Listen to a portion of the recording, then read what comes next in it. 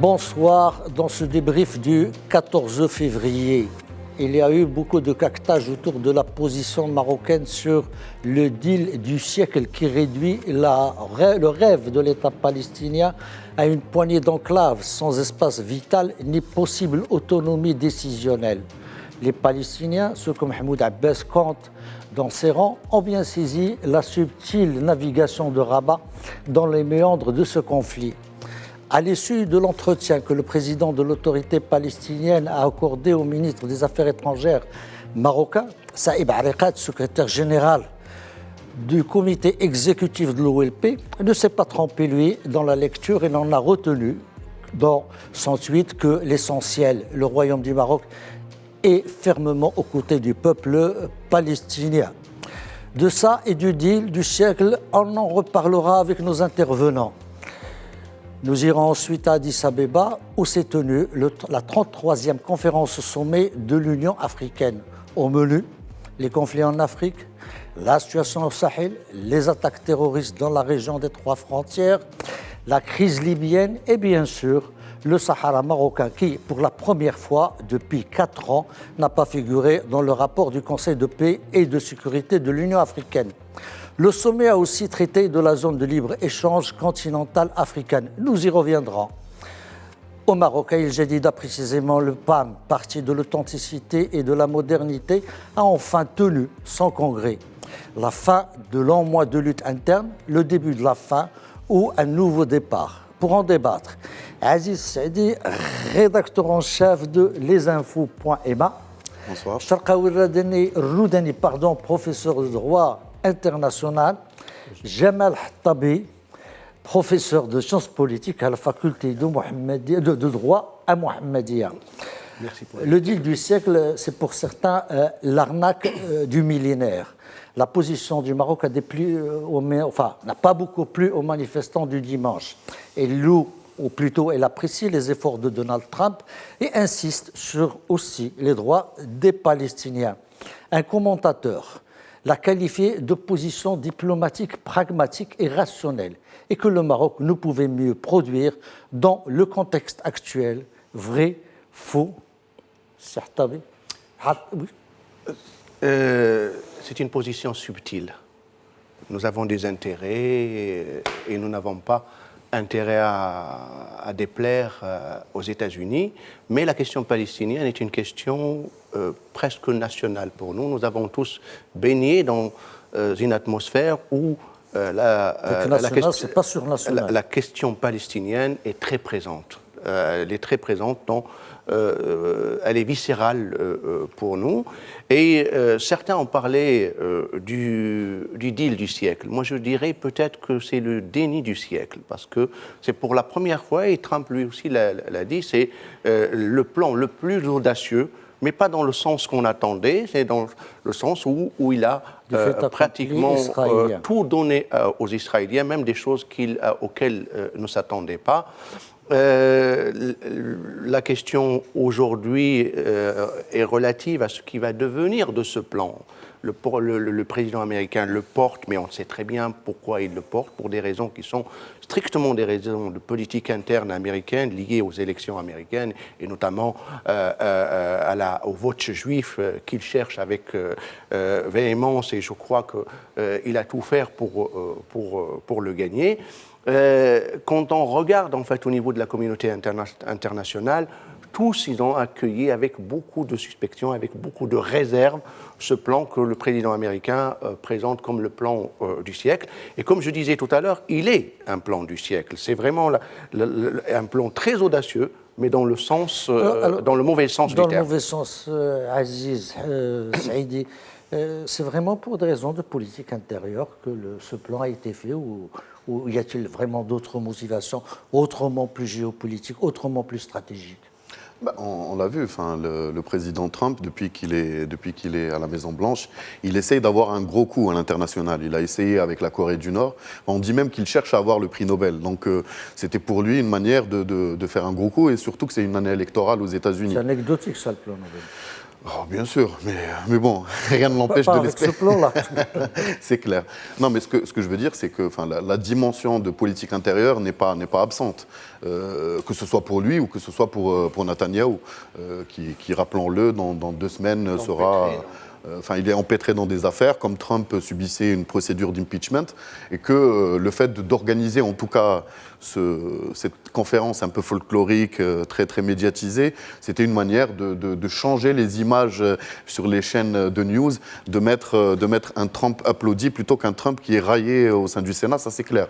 Oui, Maintenant, il est raillé au sein plutôt de la Chambre des représentants Tout à plutôt fait. qu'au Sénat, mais en même temps, il bénéficiait d'une cote à 49% jamais atteinte Oui, tout à fait. depuis son début. Alors moi j'aimerais bien qu'on s'arrête un peu, Charqaoui Roudani, sur la position marocaine.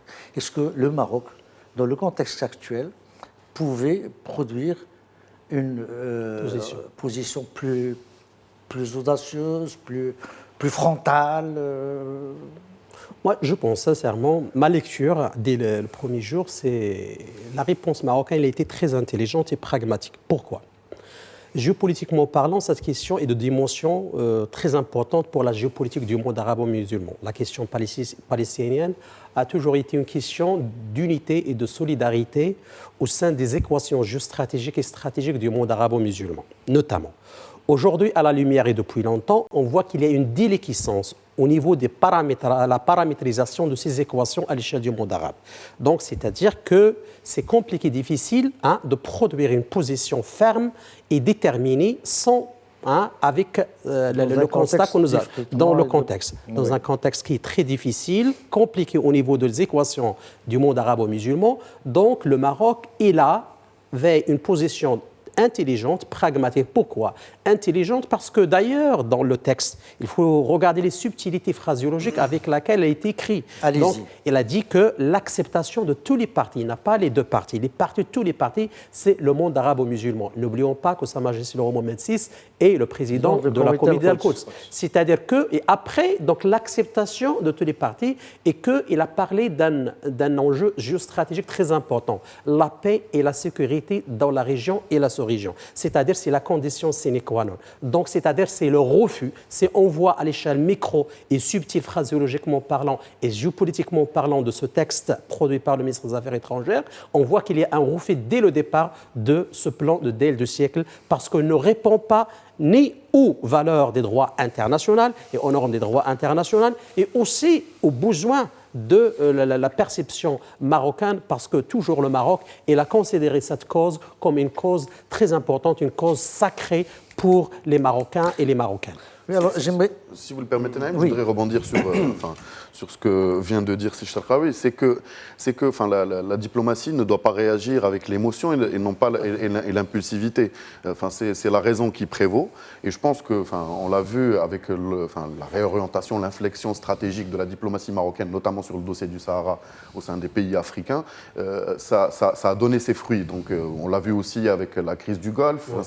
C'est une manière pragmatique d'appréhender les choses, mais maintenant, c'est clair que, en fait, on a été trop habitué à des communiqués qui étaient reproduits à l'infini, qui reprenaient les mêmes mots. C'est vrai qu'on ne retrouve pas la même phraséologie, il y a une évolution, mais cette évolution, elle est aussi pragmatique. On va pas s'attirer les foudres d'un Donald Trump gratuitement, tout en maintenant notre position sur le fond. Et d'ailleurs, le message oral de Sa Majesté à Abou Mazen qui a été transmis par Nasser Bourita, et vous l'avez dit tout à l'heure, la réaction de Saïb Ariqat montre qu'on n'a pas varié de notre position historique par rapport à la cause palestinienne, ça c'est sûr.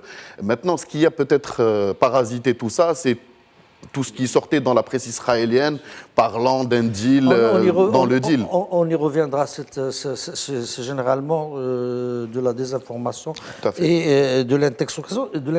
J'aimerais juste revenir sur ce point-là par rapport à la position marocaine. On le voit, c'est clair, c'est-à-dire que Charqaoui, Aziz et également Jamal, vous l'avez dit, le Maroc a fait une navigation très subtile dans les méandres de ce conflit, sans mécontenter personne, mais sans rien céder au fond. Parce qu'on le voit par exemple sur la question du Quds, il est clair. Alors, que dit la position marocaine ? il rappelle l'appel de Quds du 30 mars 2019, signé par le roi Mohamed VI et le pape François. Oui, tout à fait. Oui, exactement. Alors, qui affirme que dans la ville sainte soient garanties les pleines libertés, etc. Et Bourreta, Nasser Bourreta, le ministre des Affaires étrangères, on arrive pour dire que le statut de Jérusalem, que Donald Trump a reconnu comme Capitale indivisible d'Israël, doit être préservé. Donc, on ne peut pas être, en fait, plus clair. Moi, ce que je voudrais dire, on a vu quelques manifestations. Ces manifestations, à mon sens, ça commence à bien faire. On attend un dimanche matin pour sortir dire son refus catégorique et son soutien indéfectible pour aller rentrer, dormir pendant 3 mois en attendant un prochain événement pour se repositionner. On a vu dans la foule quelques hostilités parce que Nasser Bourreta avait devant le Parlement déclaré qu'on ne pourrait pas être plus palestinien que les Palestiniens. D'abord, c'est une réalité, on ne peut pas être plus palestinien que les Palestiniens. Et les Palestiniens ont très bien compris la position marocaine. Jamel. Je crois en fait que tout à l'heure j'ai parlé de subtilité en fait du communiqué du ministère des Affaires étrangères et de l'attitude aussi souple et intelligente du ministre des Affaires étrangères qui a su jouer d'une chose extrêmement sensible. Donc il y a 2 dynamiques. Il y a une dynamique internationale, il y a une puissance économique, politique et stratégique qui est celle des États-Unis à qui on ne doit pas, à laquelle on ne doit pas se confronter. Et puis il y a une croyance profonde de la justesse de la cause palestinienne. Ce qu'a présenté Trump va au-delà de ce que les Israéliens attendaient, que ce soit par rapport à Jérusalem, le Quds, que ce soit par rapport donc aux colonies. Donc il a pratiquement tout cédé sans rien donner aux Palestiniens à part. Il n'a rien cédé, il a donné sans rien céder aux Palestiniens. C'est l'inverse. Je ne suis pas tout à fait d'accord. Enfin, moi, ma position personnelle est fondamentalement contre ce qu'ils appellent le deal du siècle, mais il y a quelque chose qui est inédit dans la diplomatie américaine, c'est le fait de parler de solutions à 2 États. Ça, c'est une avancée importante. Le reste, comme vous l'avez dit, le fait de céder carrément la vallée du Jourdain, le fait de dire que c'est un pays morcelé, on dirait un archipel en pleine terre. Un archipel des poches. C'est un État. Ça, c'est évident. Pas viable comme État. Justement, cette question. D'ailleurs, c'est ce qu'a dit Mahmoud Abbas devant. Est-ce que quelqu'un voudrait d'un État pareil? Non, justement, vu la situation actuelle, et parce que je pose la question, le débat a été soulevé. Est-ce que la solution d'abord aujourd'hui, peut-être comme hier, de 2 États est-elle viable encore? On fait tout. Enfin, pour l'empêcher. Tout en la reconnaissant avec des mots directs, on fait tout pour la tuer, cette solution à 2 États. Alors, quelle est l'alternative? On est en train plus d'aller... Politique du fait accompli. Les Israéliens... Oui, on peut parler d'un État fédéral qui regroupait les 2 peuples. Ouais. Mais encore faut-il qu'Israël renonce au caractère hébraïque de l'État. L'État hébreu, alors parce que justement, j'ai posé la question, je reviendrai vers Sharqawi Roudani, parce que vu le tohu-bohu qui existe, on n'a pas beaucoup entendu ce qui a été dit, mais on a eu quand même des positions. On a eu la position qui a été publiée de Ahmed Harzani, qui est ambassadeur itinérant, mais c'est une position qui est antérieure à son poste actuel, où il rappelle qu'il faudrait laisser le rêve de 2 États, parce que c'est un rêve irréalisable. D'ailleurs, qu'Edouard Saïd, un des penseurs américano-palestiniens, avait justement... pour lequel il avait lentement milité, c'est d'un État, l'État de Palestine, ou alors ce qu'un autre acteur de la scène israélo-arabe, c'est Gérard Simon Haddad, qui est un juif d'origine tunisienne, qu'il a publié dans Jeune Afrique, où il parle justement de la Confédération helvétique, où il parle de la République Canaan. Est-ce possible qu'on peut aujourd'hui, ne serait-ce que pour mettre justement les Israéliens devant leur perception d'un État Leur propre contradiction, en fait. où la nationalité se confond avec la confession. Moi, je pense, écoutez, cette question dépasse maintenant les Israéliens et les Palestiniens. Au vu des droits internationaux et aux valeurs du multilatéralisme du XXe siècle, aujourd'hui, n'importe quelle tractation ou négociation d'un plan exige les deux protagonistes.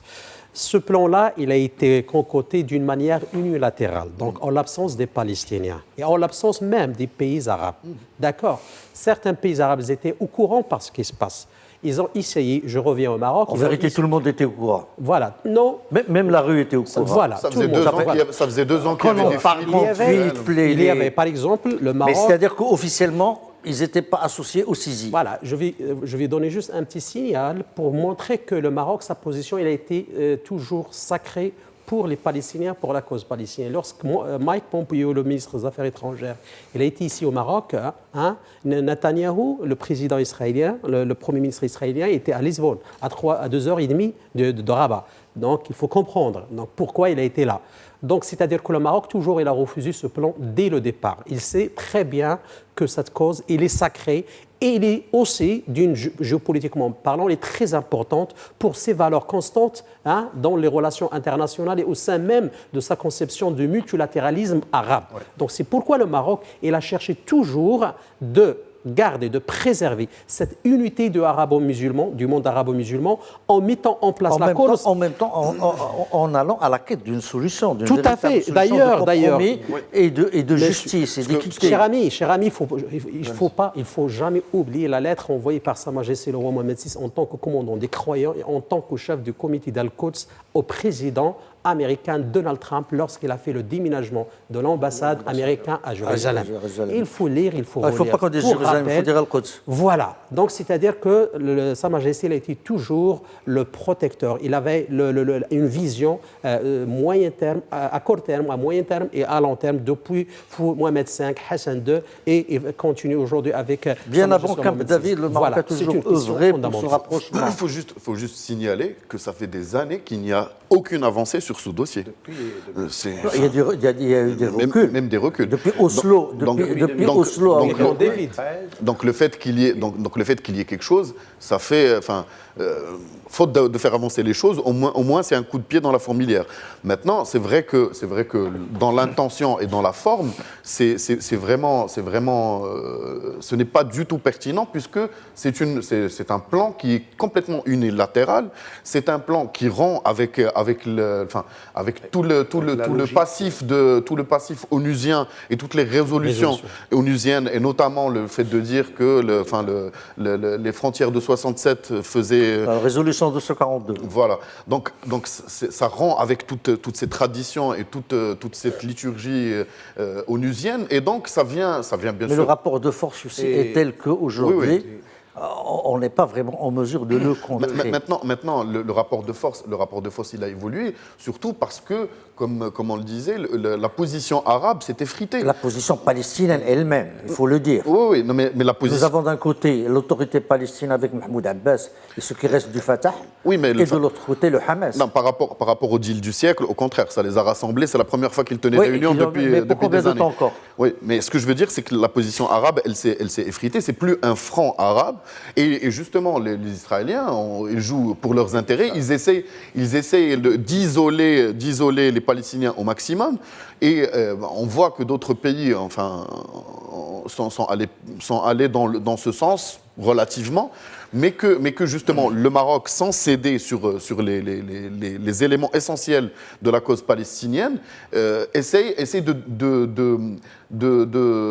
trouver dans cette opportunité un moyen d'avancer sur ce dossier. Et donc, je pense que, encore une fois, il ne faut pas réagir avec les émotions, il faut réagir avec la raison. Avec pragmatisme. J'aimerais, parce qu'on approche de la fin de cette première partie, j'aimerais qu'on revienne sur ce qui a été évoqué tout à l'heure. On a essayé de créer un amalgame qu'il y aurait derrière le deal un autre deal, enfin un deal qui en cacherait un autre, que le Maroc obtiendrait la reconnaissance de sa souveraineté qu'il exerce de plein droit aujourd'hui et dans les faits au Sahara par les États-Unis, contre l'adhésion à ce deal du siècle. Comment on le sait, la propagande algérienne a toujours essayé d'amalgamer l'occupation israélienne des territoires avec la présence et la récupération du Maroc du Sahara. Ça fait un peu son jeu. Moi, je pense que c'est un élément qui vient parasiter. Il faut vraiment être ferme par rapport à ça.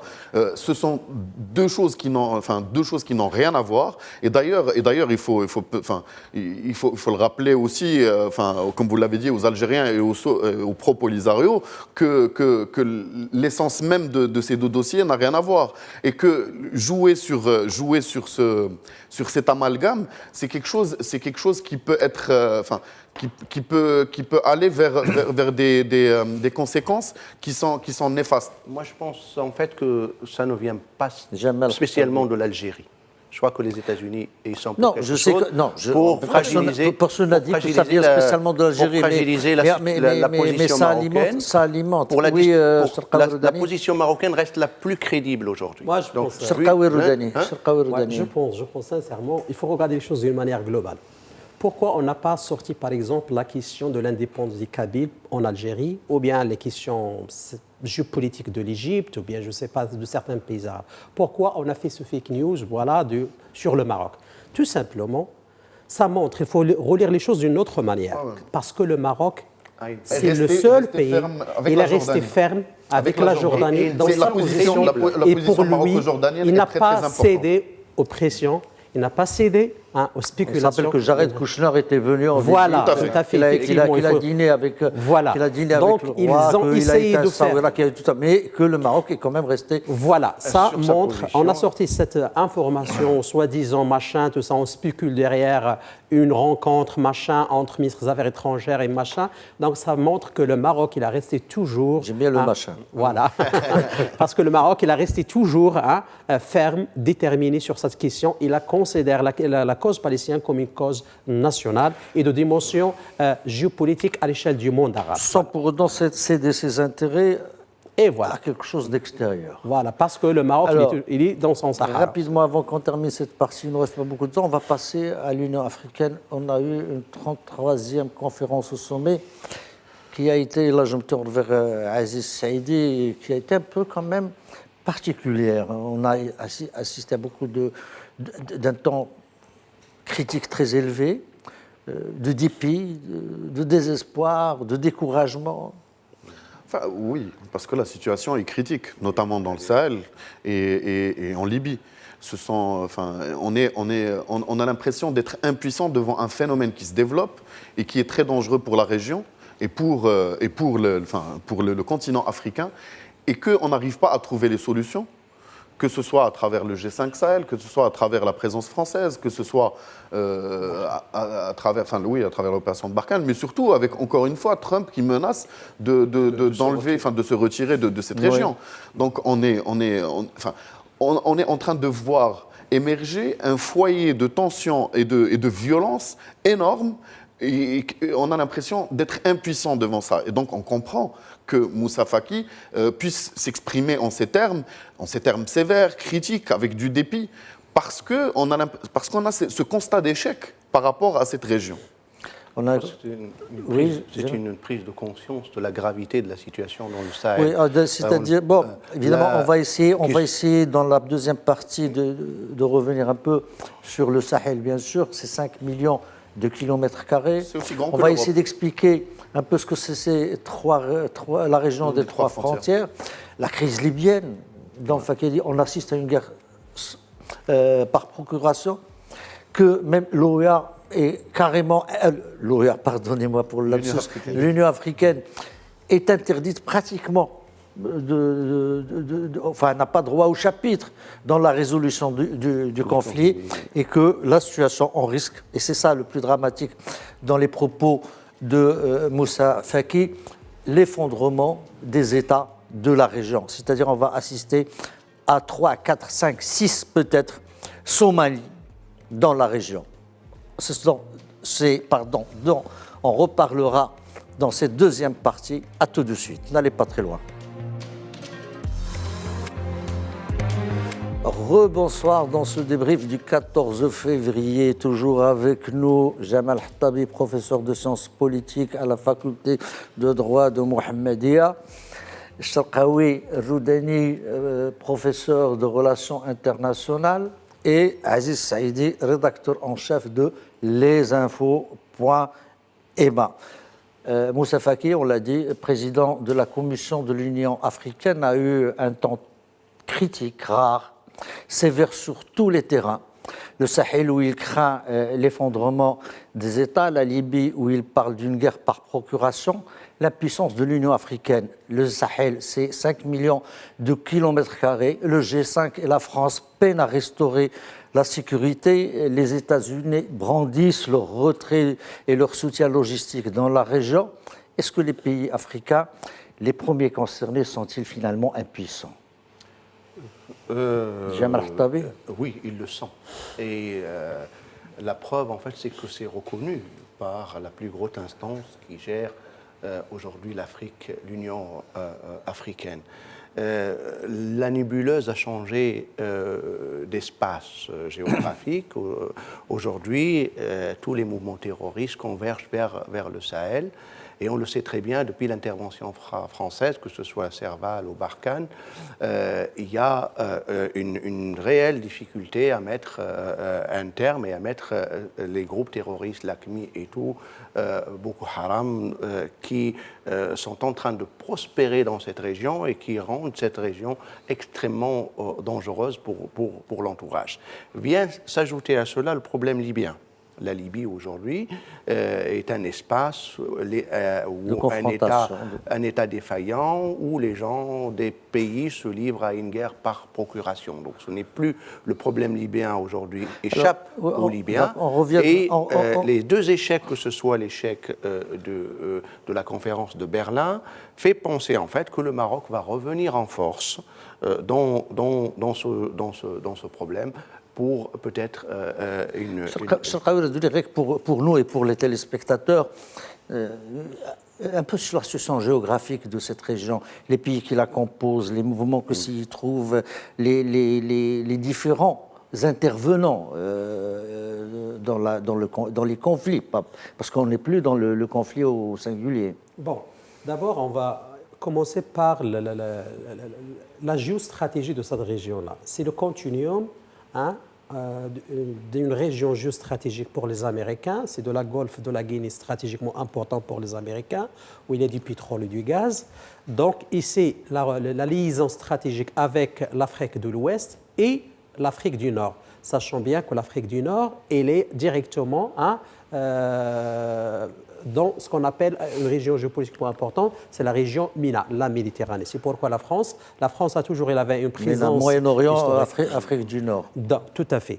Donc cette région-là, il fait 2 fois la superficie de l'Europe. C'est une superficie très importante en parlant de l'est de la... Il fait combien de fois de l'Europe? Oui, la superficie de l'Europe. L'est de la Mauritanie jusqu'à le sud du Libéria et de l'ouest et de le nord-est de la Mauritanie jusqu'à le nord du Nigeria. Ça, c'est la bande sahélo-saharienne dans la terminologie française. Mais la bande sahélo-saharienne dans la terminologie anglophone, c'est jusqu'à l'Érythrée, c'est-à-dire jusqu'à la mer Rouge, où il y a le mouvement Shabab. Donc, les groupes terroristes, juste dans ce qu'on appelle les pays du G5 Sahel, à savoir la Mauritanie, le Tchad, le Mali, le Niger et le Burkina, il y a 3 groupes terroristes principaux. Il y a le groupe de l'État islamique au Grand Sahara de Abu Walid Sahraoui, qui était un milice de Polisario et l'homme le plus recherché aujourd'hui dans l'Afrique de l'Ouest par tous les services de renseignement à l'échelle internationale. Même, il y a une unité spéciale dans ce qu'on appelle la mission Takuba. C'est une mission des forces spéciales américaines et françaises et même européennes qui est en train de chercher cet homme-là, vu la dangerosité de cette personne et ses relations avec les principaux personnalités, les principales personnalités dans les groupes terroristes, dans ce qu'on appelle le groupe de soutien à l'islam et aux musulmans, Ayad al-Ghali, de Amadou Koufa, et aussi donc Boko Haram et ce qu'on appelle l'État islamique en Afrique de l'Ouest. La région de 3 frontières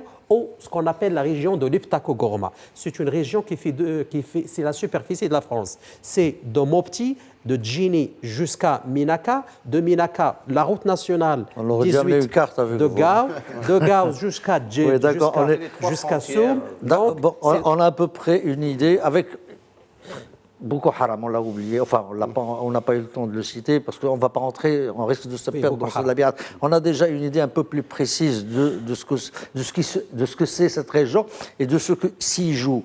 Aziz Saïdi, par rapport au sommet de l'OEA et par rapport à cette région, qu'en est-il sorti? Ce qu'il en est sorti, c'est de mettre en place un institut pour la paix, mais c'est pas au niveau de ce qu'il devrait y avoir pour faire face à un problème d'une telle ampleur. Je pense que, il a rappelé le contexte géostratégique. Il y a aussi le contexte historique de l'évolution et de qui a débouché à la création du G5 Sahel, parce que tout simplement, ces groupes terroristes, ils n'ont pas de territoire national où ils peuvent sauter d'une frontière à l'autre, et donc simplement dire que se mettre d'accord de manière bilatérale entre le Tchad et le Niger, par exemple, pour des droits de poursuite, ce n'était pas suffisant. D'où la création donc d'un G5 Sahel avec ces 5 pays. Mais malheureusement, ces pays, il ne faut pas l'oublier, ce sont des pays qui ont des enjeux de développement très importants, qui ont des moyens très très limités et qui ne peuvent pas gérer de manière opérationnelle cette lutte contre le terrorisme sur le terrain, d'où l'appel, le recours à la France à travers les opérations Serval et Barkhane. Il ne faut pas oublier que sans cette opération, la continuité de l'État malien serait sérieusement menacée et que ça allait forcément faire tache d'huile. Donc ça a pu contenir, mais ça ne règle pas le problème. Maintenant, les solutions, il faut les chercher dans une mobilisation et dans une prise de conscience à l'échelle continentale, mais aussi à l'échelle internationale. Parce que ce qui touche cette région, finalement, débouchera sur des violences et finira par toucher les autres pays et les autres régions. Il ne faut pas laisser le terrorisme s'installer dans un foyer et devenir maître d'un territoire, comme on l'a vu dans le Levant. Oui, d'accord, mais concrètement, qu'est-ce qui a été décidé? Qu'est-ce que les pays de l'Union africaine, et l'Union africaine, ça va du Maroc à l'Afrique du Sud, je le dis bien, et tout le monde est concerné. Est-ce que quelque chose de plus concret est sorti de cette troisième conférence? Il y a surtout une prise de conscience. Et une prise de conscience, ça s'est imposé aujourd'hui avec des événements tragiques dans ces pays-là. Et, est-ce que vraiment on a attendu aujourd'hui pour prendre conscience de la dangerosité de la situation dans cette région, de ses implications pour toute l'Afrique Dani? Il y a le G5 déjà.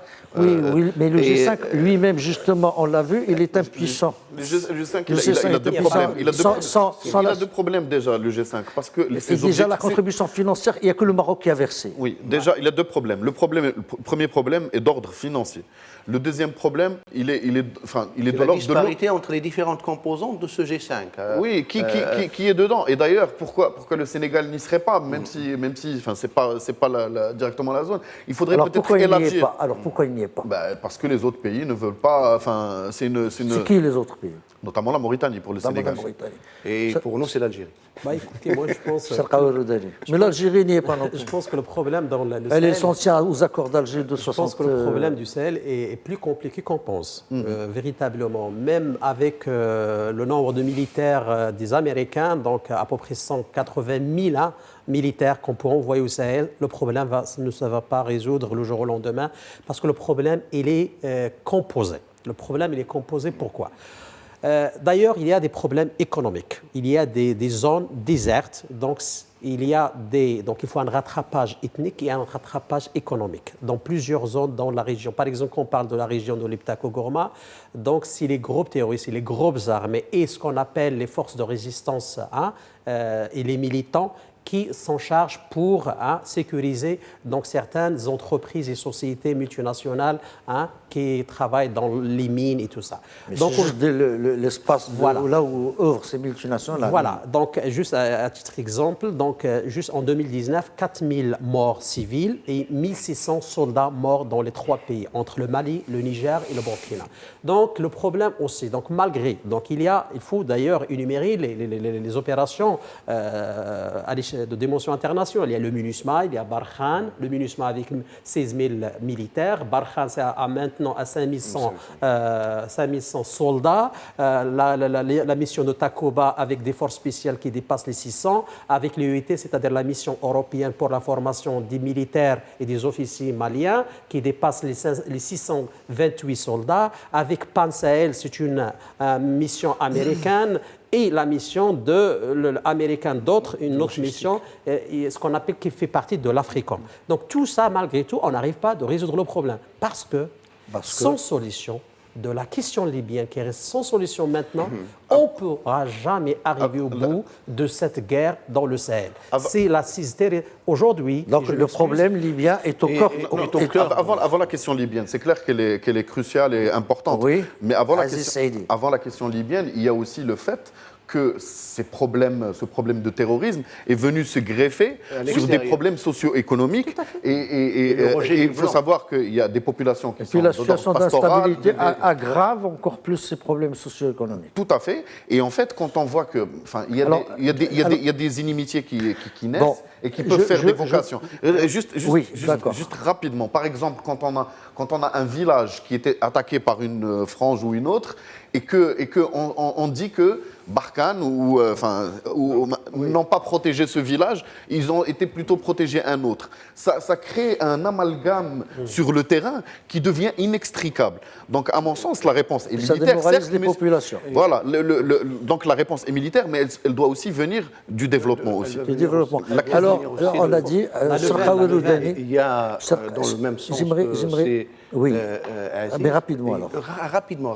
Il y a un sentiment anti-blanc qui est en train de naître aujourd'hui. Justement, et ça a été exprimé d'ailleurs par la fameuse question de Macron. Le sommet du G5 à Pau et la colère. Est-ce que réellement Emmanuel Macron. Non, j'aimerais qu'on se concentre. Donc la Libye, elle est au cœur de ce problème. Tout à fait. Alors, et la Libye et l'UA. Qu'est-ce qui a été fait? Il faut dire une chose. La réunion de Moscou, on a tenté de faire signer un accord au forceps sans prendre en compte la position africaine. C'était une erreur monumentale. C'était une manière de...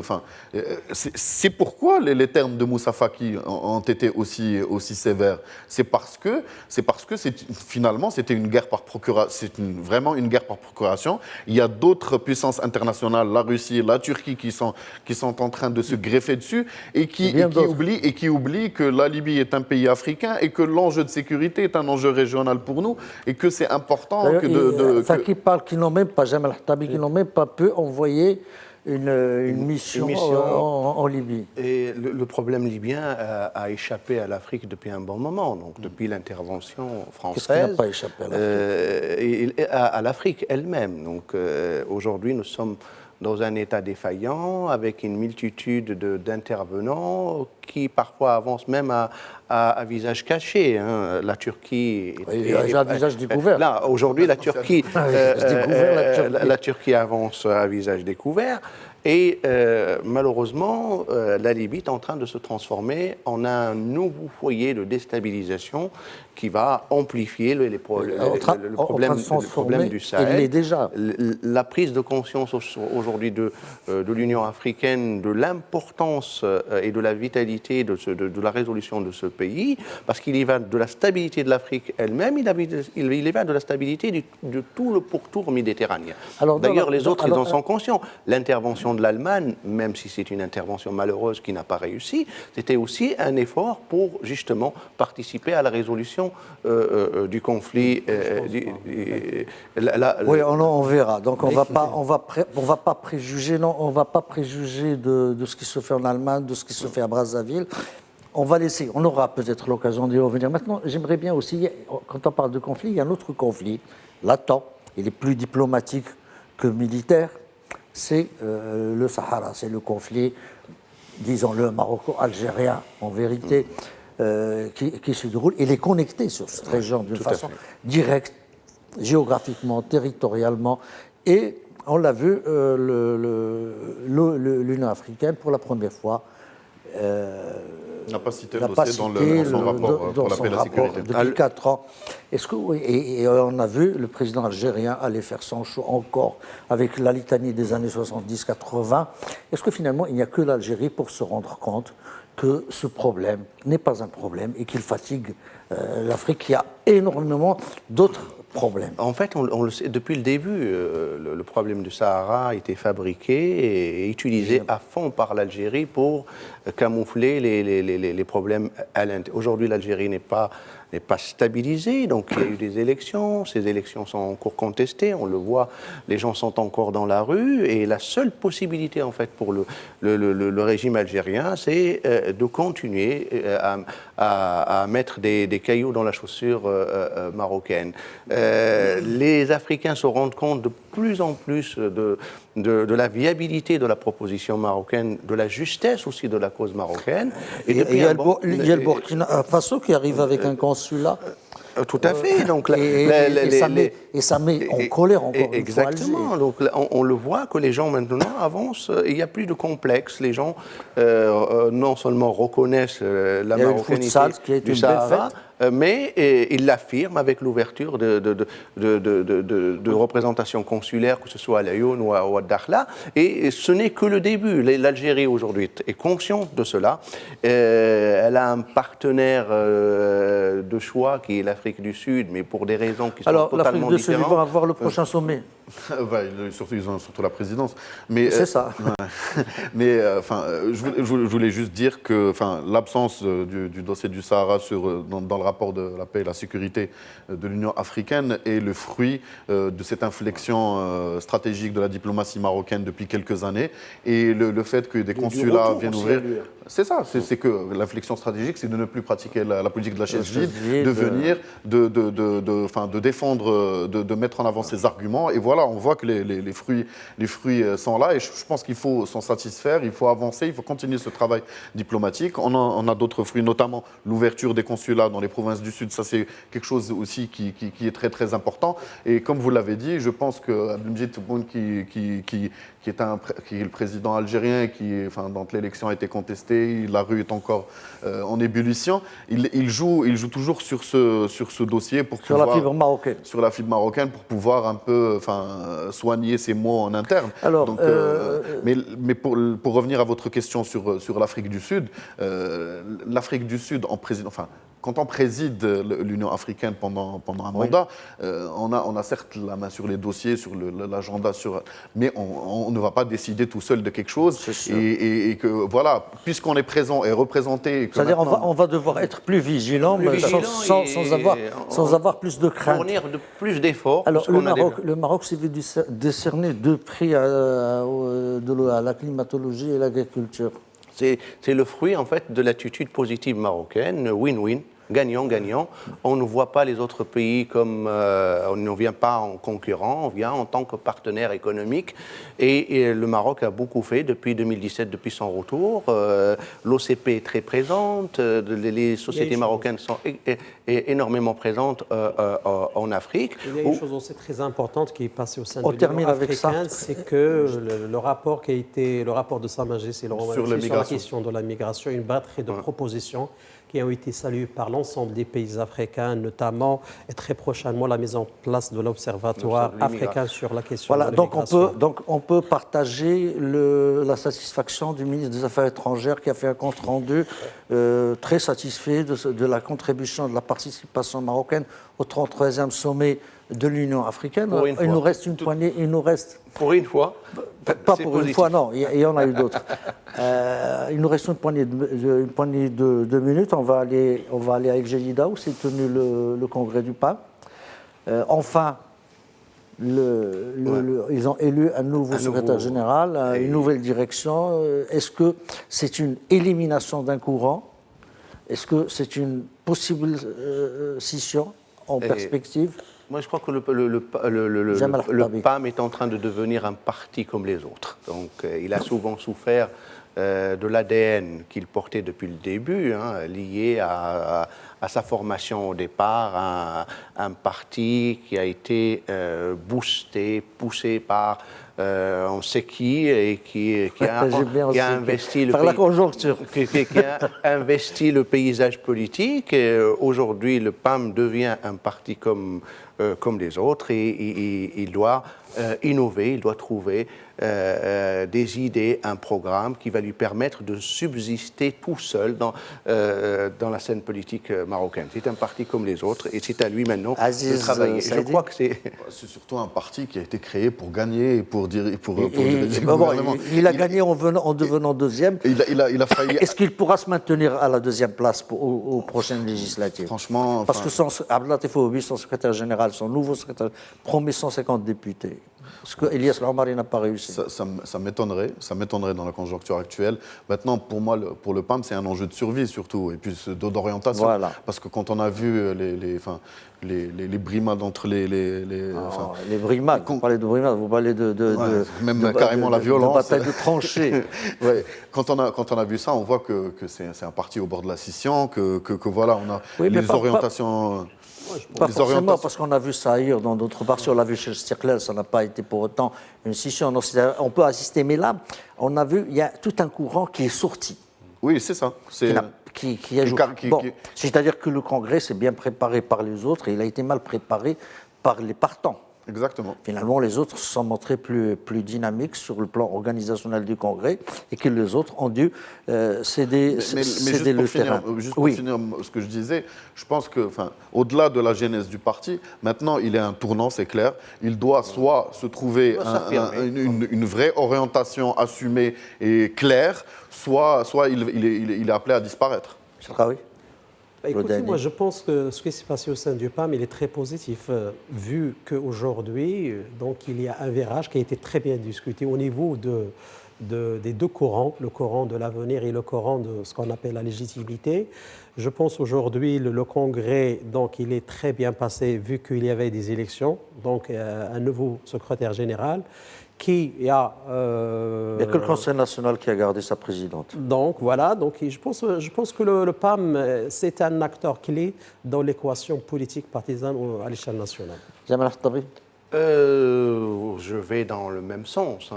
La banalisation du parti, qui n'est plus aujourd'hui le parti favori. La banalisation ou la normalisation?